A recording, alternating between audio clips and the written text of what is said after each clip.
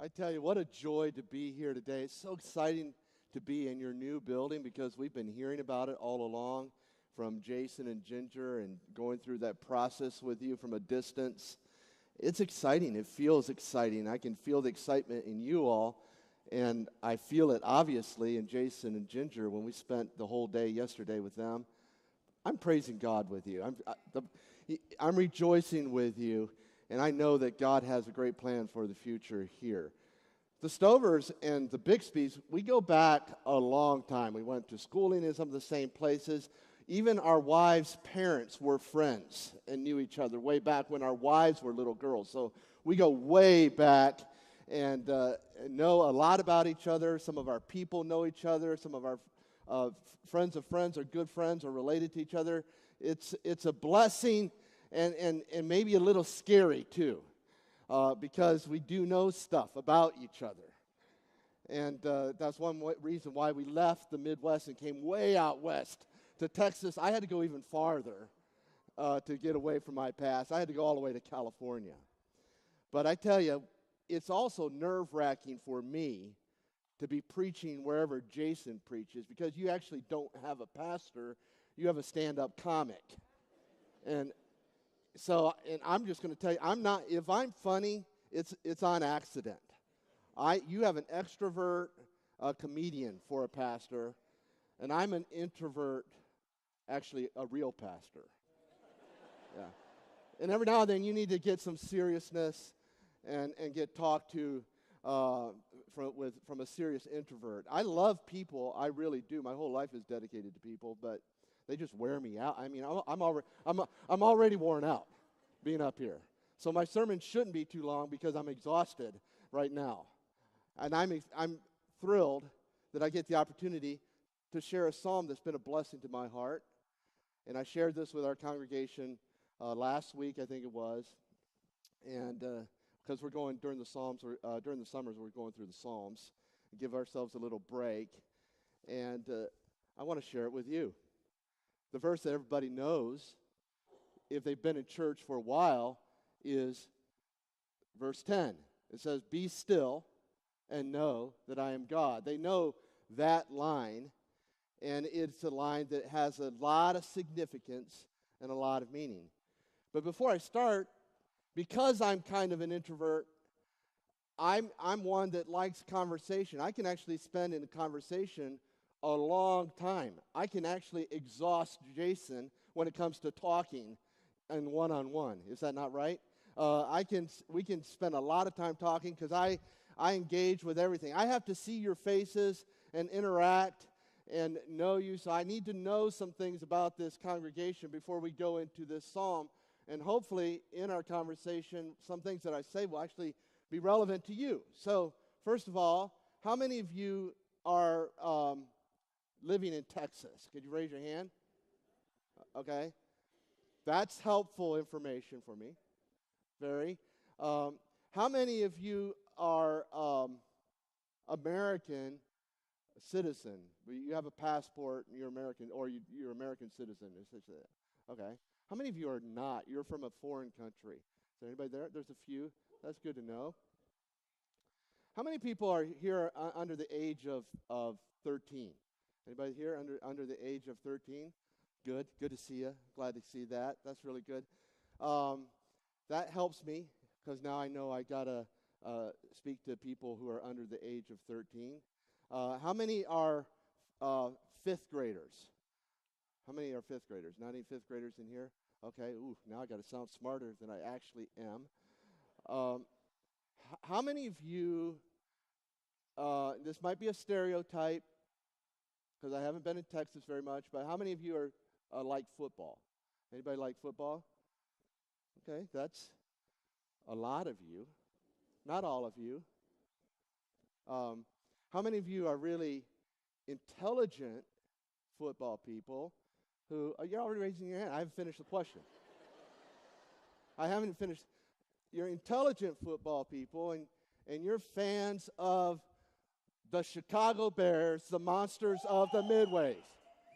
Wow, there's just a few of you. So note to self, most of you are losers. Got to remember that. Okay. How many of you are aware that we're in a political season? All right, you're saying, okay, now you're already getting me nervous. But we are in a political season because we're Americans. And this psalm is actually relevant to those of us who are not only Americans, but are Christian.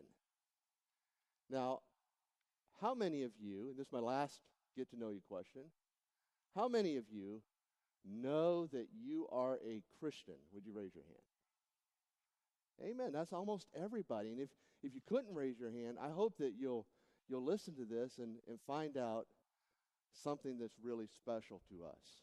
We get to actually hear God say to us, who are his people, be still. Be still and know that I am God. Now, the first thing about interpreting a psalm is to understand what a psalm is and what the purpose of the psalm is. Because a psalm is like poetry. And some of you may be poets, some of you may not be poets, but this psalm, even though this verse 10, is the one that most people know, is a psalm that is actually kind of like a national hymn, like a national song. It has a collective application for a nation, even before it has a personal application for an individual soul, yours and mine. And it's actually helpful to see it that way because it might make the individual application even more significant to us and more powerful to us, and we'll understand the whole of the psalm. A psalm is not only a poem or a psalm or a hymn, it's about giving words that are supposed to stimulate mood and an emotion and a feeling. You know, there are more ways of knowing something than just knowing rationally or intellectually, like 2 + 2 = 4. For those of you that like big words, a word may be epistemology, the study of knowing. For I have a beautiful baby granddaughter, and when she was just a baby, and I'd hold her in my hands as she's like 6 months old, if I were to just kind of make a dip like that unexpectedly, her arms would flail like crazy, and she'd react because her whole body knew something. Her whole body knew about gravity. She could not say the word gravity. She could not explain the word gravity. And the truth of the matter is, her 54-year-old grandfather still can't explain it scientifically. I at least can say the word gravity. And I have other ways of knowing about gravity. But she knew intuitively. She knew instinctively. That is an actual form of knowledge that is real and it's true. It's a truth that has to have an impact on a human being early on so that they react instinctively when they start falling, or if they don't, they won't be able to get through life well. So they have this innate knowledge that is given to them. Now, it's not a knowledge that can be spelled out with letters, Gravity. It can't be spelled out that way. Nor is it a knowledge that can be explained scientifically, because even her grandfather still can't quite do it. I know it has to do something with the rotation of the earth and the spinning and all that stuff. And but that's all I know. I've just exhausted all my scientific knowledge there. And but it's a knowledge that is real. I have enough knowledge that when I was just before the sermon, Jason said to me, "Bob, when you come up, you could take those steps right there." I'm like, what a stupid statement of the obvious. Did he think I was just going to jump up on this thing? Was I going to climb up there? I mean, there's some level where he doesn't know me. I'm not going to do that in public. And so, I know I need steps to get up there because, well, I just know it. You know, you just know something. Sometimes my wife will claim that she just knows something, and it's her supposed sixth sense or whatever, and she knows it, right? Well, The Psalms are about teaching us how to know some things and to know some truths about a reality. And that when they wrote this psalm, they wanted the nation to know something about the God that they worship, because they were a particular people of God. Let me give you an illustration.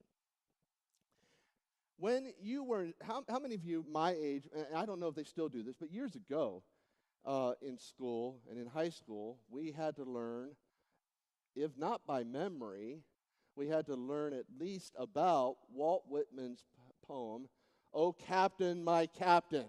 How many of you remember that? This will help me out. If any of you remember that, a few of you do. See, a lot of you don't. Okay, so this is something you can Google later on. But Walt Whitman's poem, "Oh Captain, My Captain," was written right after Abraham Lincoln was assassinated. And it starts out with 3 stanzas, which, by the way, is similar to Psalm 46, which has 3 stanzas that is separated by the word Selah. And each stanza begins with, "Oh Captain, my Captain," and talks about the image of a ship being safely brought to harbor. The ship is the image of the United States being brought to harbor safely. And then the last part of each line, it says, "Oh Captain, my Captain, my heart, heart, oh the bleeding drops of red where on the deck my captain lies." And each line goes like this: "Fallen, cold, and dead." And for years, until I think the 50s or 60s, elementary school kids would learn that poem by heart. It became hugely popular right after the assassination. Now imagine somebody says, "Well, that poem is not true." Everybody who knows anything about history knows that Abraham Lincoln was shot in a theater. He didn't die on a ship, so it's not true. Well, in that sense, it's not true. But in another sense, it captures a truth about American history that people still need to remember. And that was that the whole nation mourned the death of Abraham Lincoln in a way that just felt like a shock. That they felt like they'd been brought safely through this terrible time.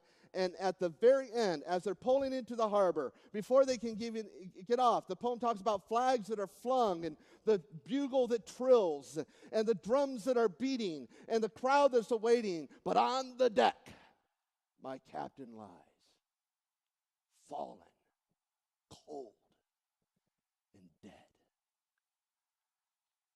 Do you feel that? You feel that, don't you? And that feeling is a truth about how the majority of people felt in that day. The Psalms are intended to help us see something. And in this psalm, you have 3 stanzas that can be separated. I'll give you some words to help you hold those stanzas. I don't know how deeply I'll cover those words, but at the very first part it says, "Our God who is a present help in trouble," and that stanza talks about confidence in conflict. And then the next stanza, which hopefully I'll have a minute to explain, talks about communion in conflict. And the third stanza, and this is a theological word, the way I'm using it, but the consummation of conflict. Theologians often refer to the end days as a consummation, the days of consummation. So you have confidence in conflict, and communion in conflict, and the consummation of conflict. And the words at the beginning of this psalm are intended to give you a big cosmic picture of conflict. These are talking about earthquake. I'm from California, and everybody talks about the big one. The big one is coming. We know it's going to come, and it's going to shake everything up. And we've had little earthquakes regularly, but the big one's going to come. Everybody knows that. You look at some of the language there. The earth gives way. The mountains are moved. The waters roar. This is verse 3. The mountains tremble at its swelling. See all that? That's that idea of cosmic trouble and intensity.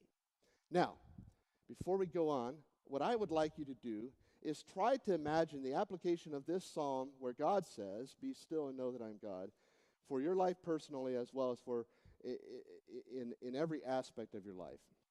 If you could, picture your life like a gigantic bullseye, big circle here, and in it are two other circles, so you have three concentric circles, and on the outer ring is your public life. The Brazilian novelist famously said that every person has a public life, a private life, and a secret life.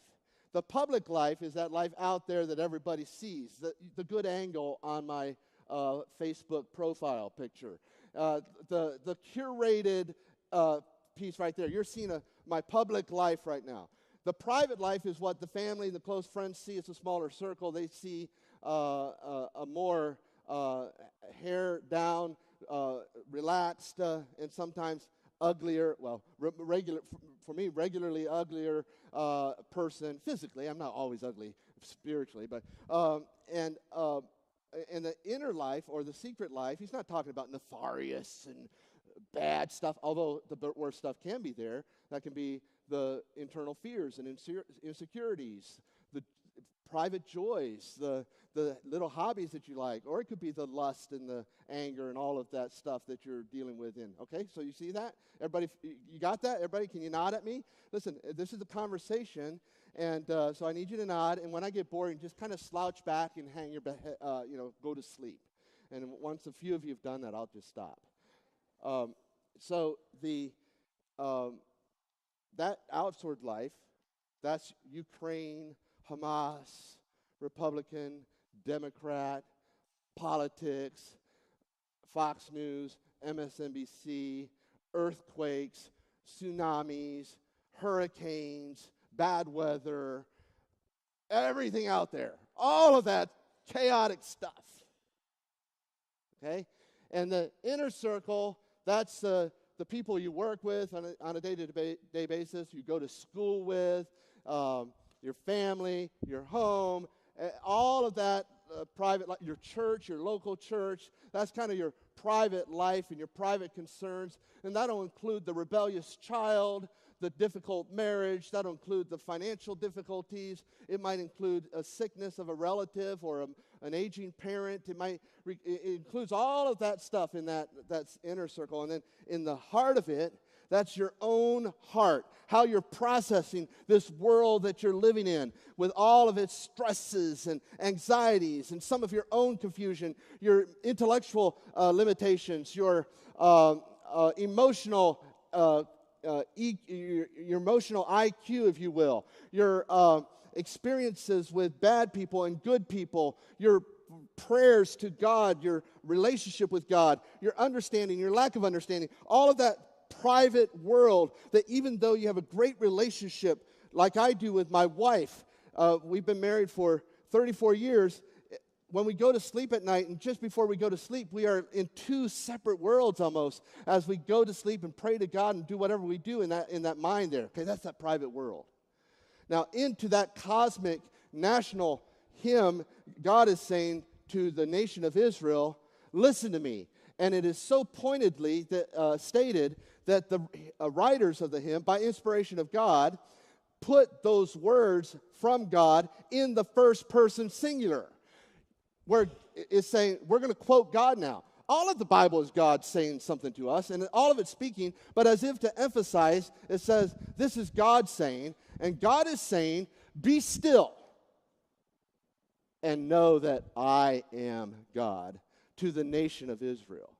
And you can have a lot of conflict and a lot of things going on in Israel, and there's threats of earthquakes that would disrupt the economy and floods that may come and devastate towns. There'll be wars that are mentioned in the hymn here in Psalm 46 and all of that kind of stuff. And God in his divine presence stands there and he says to anybody that will listen, be still.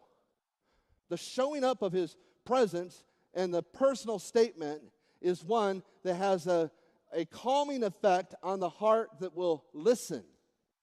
When I was growing up, I had to share a bedroom with my brother, and he was only 2 years younger than I, and his bed was about maybe 6 or 7 feet away from mine on the other side of the room, small room.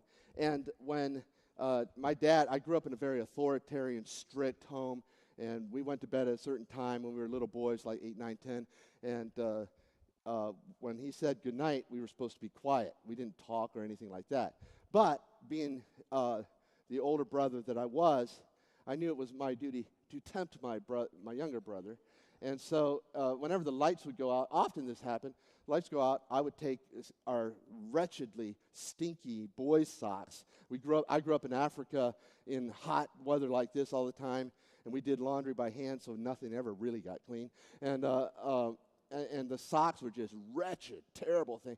I would take those socks, and I would sneak over to my brother's side of the bed, and I'd just cram it into his face, And he'd react, understandably. He'd react. And he was never very godly or self-controlled in his reaction. And so then we would start arguing and fighting. Pretty soon we're in the middle of the floor fighting and trying to be quiet, and they were getting louder, and then we're starting to giggle, and we're getting mad. Well, it depended on the night. It was either giggling or getting mad or whatever. And then all of a sudden, Dad would enter the room. And my dad wasn't a mean dad, but he was authority. Dad would walk into the room, and we would be in our respective beds so quickly that it seemed miraculous. Dad literally, by his presence, said, "Be still and know that I am Dad." Sometimes it was so fast we had to make a decision. I was closer to his bed, he was closer to mine. We'd switch beds and just get in there. Be still and know that I am Dad. Well, that has a negative connotation. But my dad, a number of times, showed up in my life when it was a mess as a teenager, and I was struggling with something, and I felt alone, and I felt like my friends were betraying me, and he said, "Hey, let's go on a walk." And we went on a long walk, and effectively on that long walk, Dad told me, "I'm going to be with you. You're going to be okay. I'll provide for you. This is really, God is working through you." And in effect, Dad told me, "Be still. I'm your dad." Now, in the loudness of all of life, with all of these things that we cannot control, and inside that inner circle, as well as in the deepest part of our circle, we have confidence in conflict because, as the psalm says, the Lord is a very present help in times of trouble. He is there. He's there with you say Ukraine and Israel and economy and inflation and politics and all the threats and all of that stuff. I want to tell you, Christians, God is here. And it should have a calming effect on us. It needs to have. But how does it have a calming effect? And in the second verse, you have words that are really evocative emotionally and culturally to the people that would read it and sing it as a national hymn. This was a song, it wasn't like the national anthem, Star Spangled Banner. It would be more like God Bless America type of hymn, or the Marine hymn, or something like that. Okay, so this, and the next verse would say, verse 4, "There's a river whose streams make glad the city of God, the holy habitation of the Most High, and God is in the midst of her." See the emphasis of presence. "And she shall not be moved, this city. God will help her when the morning dawns." What is that talking about? That's speaking about two very significant threats of ancient cities. If they were attacked and besieged, if they were being attacked and besieged, one of their number one concerns was to make sure that they would never lose their water supply. If they lost their water supply, they were done for. And so they needed to know that they had a water supply that was constant and continuous as it was going through. I just had this insight in the middle of the night. I was thinking about this psalm, and it just struck me with emotional truth and impact to think about the fact that just a little bit before he died, Jesus stood up publicly, lifted up his arms, and said, "Come to me, all of you who are thirsty. I'm the living water." And then what he said, "If you believe in me, out of you will flow," what did he say? "Out of you will flow rivers of water." He's saying to all of us who will come to Jesus that no matter what your circles look like, with all of the chaos and all of the disruption and all of that kind of thing, no matter what it looks like, you will have a continuous flow of resource from Jesus himself. And that's what I mean by communion in conflict. God is the source of everything you need. And that's why the start of this being still is an image of what ultimately, if it happens in our heart, it is an image of what will ultimately happen in the kingdom. Because Paul said in Philippians 4, he said, "By prayer and supplications, make all your requests known to God, and the peace that passes understanding." You'll have this peace that passes understanding. If you get that in your life, you are a little prototype, a little picture prophecy of what it's going to be like in the consummation, where there will be a mind-blowing stillness and peace all over the world. And all of the questions of Hamas and politics and earthquakes and an upset world, the groaning of Romans 8 that says the earth groans and trembles and under this curse of sin and brokenness, all of that's going to be settled in the end when God, in his glorious final statement, says, "Be still." And then everybody stops fighting. Everything stops fighting. He says, "Be still," verse 10, "and know that I am God. I will be exalted among the nations. I will be exalted in the earth." The Jews, the Israelites, were being asked to remember in the singing of this national song that no matter how dark the days were for them, God is an ever-present help in trouble right now. And God would always be a source of communion and fellowship for them right now. And ultimately, he was going to step into the room of fighting rebellious little boys, and they would stop right now. Now, that was intended for them to know this is our reality as a nation. As a nation, we as Americans, we can't sing that as a nation, but we can sing it as people of God. And we can join all the people of God in Africa or Romania or China or Ethiopia, France or Mexico, and we join all of the people of God, and what we could say by virtue of our relationship with Jesus Christ, who indwells each one of us individually, and by the experience that we have had in feeling the peace of God in our lives, and the river of peace that's flowing out of us, this communion with God, peace even though we have difficult sicknesses and difficult financial challenges. We live in a country that's opposed to God. We live in a state that's opposed to God. Whatever it may be, we have a peace that is mind-blowing, a stillness that calms us, that we share with all of the people of God. We can have confidence that one day that reality that is going on in my heart is going to be a reality universally across the board, and here's the joy, without interruption. Now let me bring this to landing, because I think I see some people nodding off. I don't want that to happen.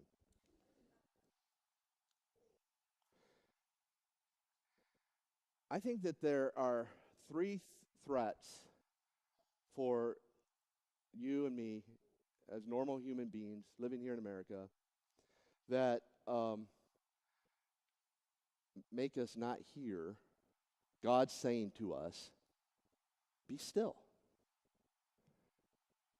And it's really appropriate that we decide, hey, you know what? I'm going to like Psalm 46, because certain psalms have a certain value for all of us, the people of God, throughout the years and throughout the history.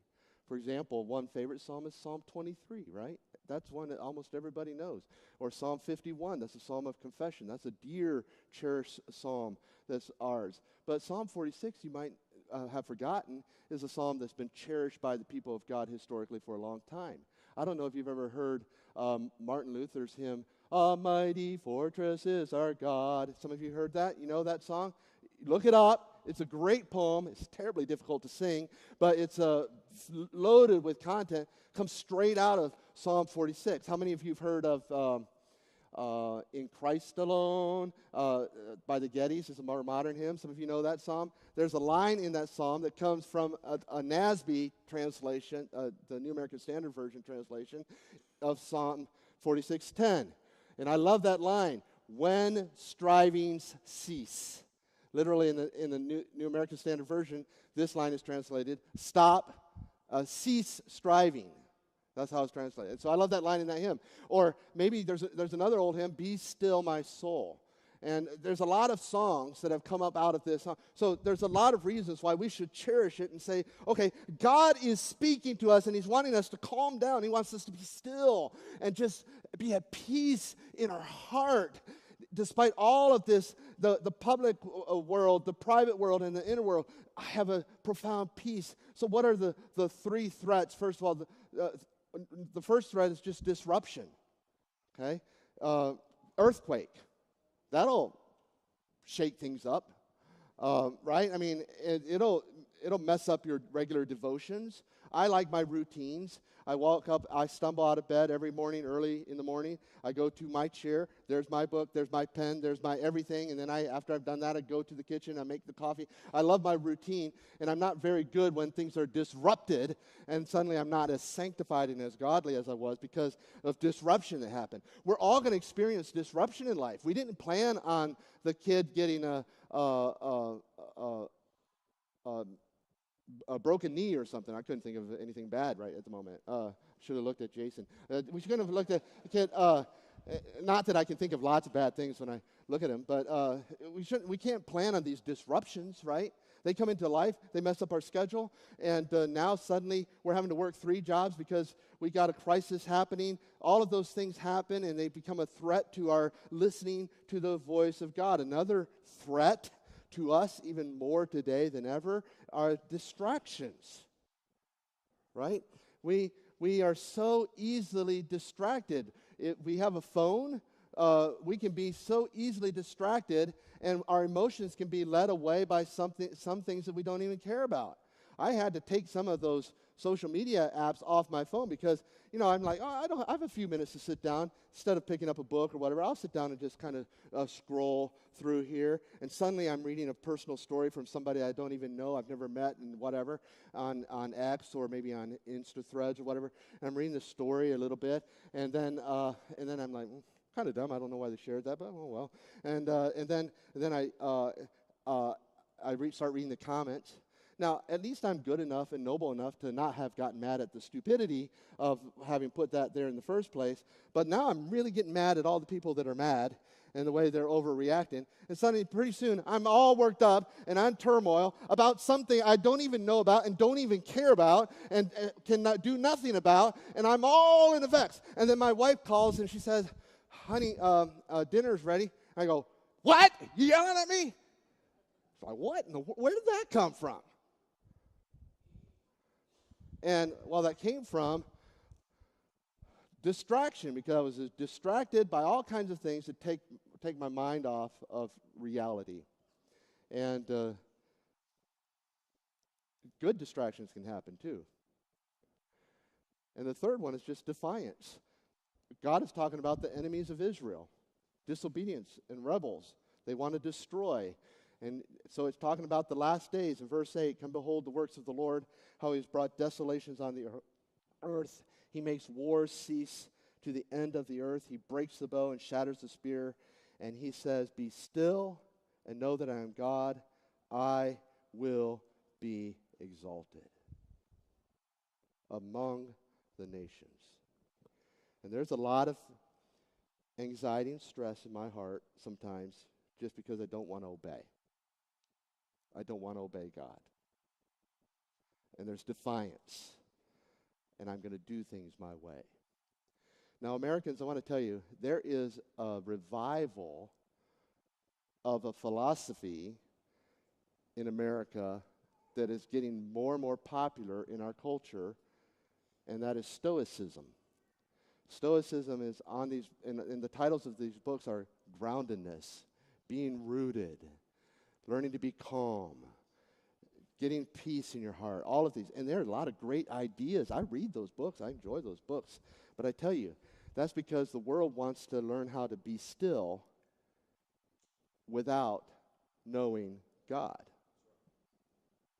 They want to be still without knowing God. And ultimately, those things will just be another deception and another distraction that'll end up in the same turmoil and the same chaos and the same disruption and lack of peace that we had before, because God wants every one of us to hear. Sunday after Sunday. That's why you come to church, and that's why hopefully you'll come back next week and hear the stand-up comic. But in all seriousness, great expositor of the Word of God. If this is your first time here, Jason's a great expositor of the Word of God, because we all need. Why do we want our preacher to just explain the Word? You know why? Because like my little grandbaby, who doesn't know how to say gravity, but she knows it's there and she knows it's real. If you are a Christian, you know that God is trying to get your attention. And he's trying to say, be still. Just stop. Be calm. I am God.